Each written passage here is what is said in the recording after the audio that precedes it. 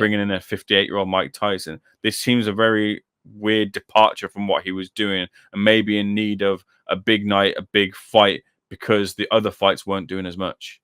Yeah, well, certainly it's a weird one for Jake. I just saw, by the way, KSI tweeted an April Fool's joke where he announced that he's fighting George Foreman on Netflix, and they're going to wear, I believe, 150-ounce gloves, 5-second rounds, no knockouts, no punches allowed. So obviously taking the piss out of Who Jake wrote that one Paul. for him? Oh yeah, I wonder who wrote that one. I bet whoever wrote it probably his girl has a girlfriend. So I think it was. I think it's a really weird fight for Jake Paul and Mike Tyson to do. I guess there's so much money in it, and it's very weird that this could end up being like a revolutionary moment in boxing because it's Netflix's debut in the sport, and certainly the eyeballs they're going to bring on this thing are going to be massive because all you have to do is be on Netflix, which everybody has, and just click. It's as easy as turning on the BBC or ITV. It's literally an international version of like back in the day when you would have your big NBC fight nights. Muhammad Ali would fight, or Chris Eubank Sr. and all these guys were fighting in front of tens of millions of people. The entire UK was watching Ben Eubank, right? Both of them, because they weren't pay-per-view fights, they were on TV.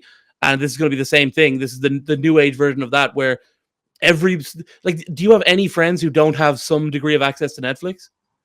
I'm probably the only friend that doesn't have a degree. Yeah. I was trying to get a mate to share their account with me, and they turned me down. Right. But I'm sure if you needed to get on Netflix, you very easily could.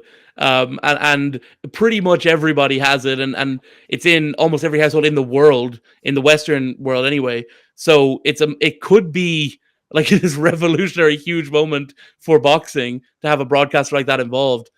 But at the same time, it would only be a good thing if this goes well. And I struggle at the moment to imagine a world in which it goes well, just because, like, I guess the best case scenario, I've talked about this to people before, if you could script it. Like, if you could script it, I don't know how you would. I don't know what you would do. Because as far as I'm concerned, like, you certainly wouldn't have Mike win, because that's Jake's career in the toilet. And then I think you wouldn't want Jake to just blow him out of there, because that's horrible to see, like, a beloved figure from the world of sport in general get brutalized when they're almost 60. Nobody wants to see that. So I guess if you were scripting it, which I know they don't, and and by the way, it's not going to be scripted, everyone. I hate when people do that. Every Jake Paul fight is scripted, except for the Tommy Fury one, which was real because he lost. All the rest of them were fake. When he lost to Tommy Fury, actually, no, that one was real. We'll give him that. But yeah, I think, and by the way, that's who he was going to fight on this Netflix debut, was Tommy Fury. That was the initial plan, but Tommy didn't want to do it for whatever reason. And I think if you could script it, you would want maybe Jake to get injured and Mike has to fight, like Jake breaks his hand or something. Like, that's what happened in Rocky Balboa in the movie.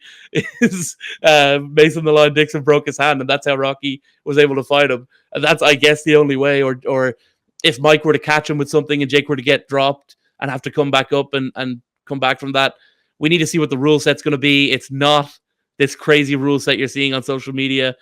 I can't believe people are falling for that, by the way. The fight's in Texas for a reason. They're going to have a very liberal rule set, even if it's not a fully sanctioned professional bout. And it's going to be in a massive stadium. They have 89,000 pre-sale signups. I think they're going to have sold out the AT&T Stadium, which is monumental, or at least it looks that way from the pre-sale. So yeah, I think big night, big fight, but it's tough to imagine a world where it is good for boxing overall. Maybe we should get The Rock to produce the script.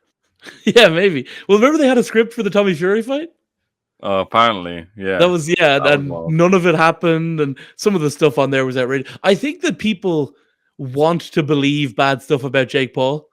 So you can write something as insane as Jake's going to walk to the ring dressed as a baby, and people go, yeah, that sounds like a real script.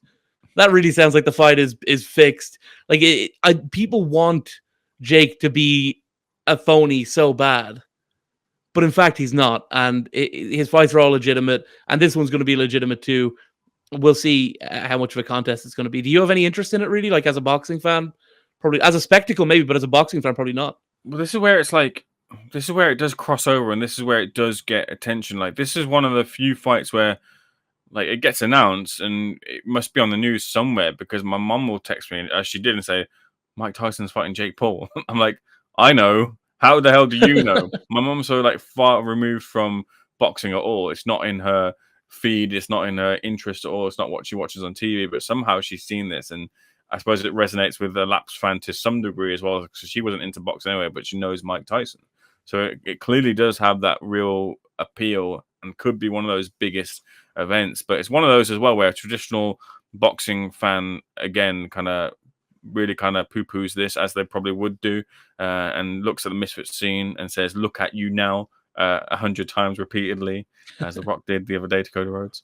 But yeah, like, it's a sign of the times when it feels like, for me, the Misfits scene, the crossover scene, is devoid of a big fight, and they need those big fights. There's only so much Joe Fournier's and FaZe Tempers, KSI can fight without fighting one of the big names of Tommy Fury and Jake Paul. And if they're not in the dancer, they can't make those dances, and it really kind of dries up. They look for other stars like Bazinga and Joe Weller. That seems no closer.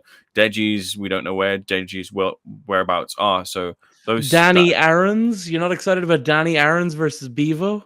I'm not excited by Danny Aaron's versus Bevo. What about HS Tiki Taki versus you? Yeah. He doesn't want that smoke. Well, we talked about Ben Shalom and I having a bit of back and forth. And to end, how about you and HS? You're looking trimmer. You're looking like you put some rounds in. It seems like you're maybe targeting a certain social media star. I've been boxing in the gym. I've been hitting the heavy bag and texting you every round I do. I go, hey man, I did another round there. I got through another round.